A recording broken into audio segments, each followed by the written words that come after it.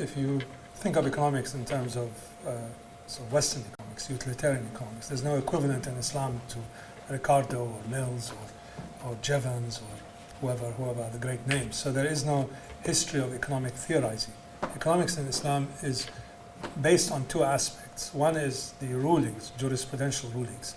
So it is very much linked to a set of boundaries, as it were, as to what are appropriate and correct economic actions, and that are then outlined in detailed form, but not in a singular form. There are many varieties of it. That's one aspect of it.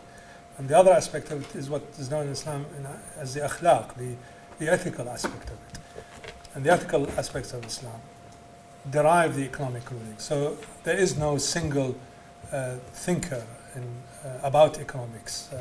At least I haven't come across one until very, very recently, until modern times. And by modern times, I mean the last 30 years. In the last 30 years, there's been sort of this explosion of Islamic economic thinking, primarily driven, I think, by various attempts to sort of Islamize knowledge that took place in the 70s and 80s.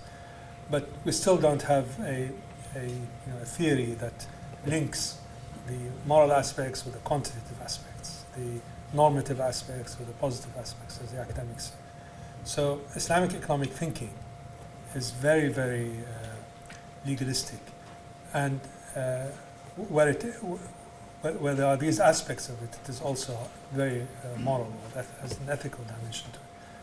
But in the last few years, or the last few decades, there's been an attempt to recast, as it were, some aspects of development economics, some aspects of macroeconomics within a kind of hypothetical Islamic economic map. But I don't think it has worked, frankly, and in many ways I think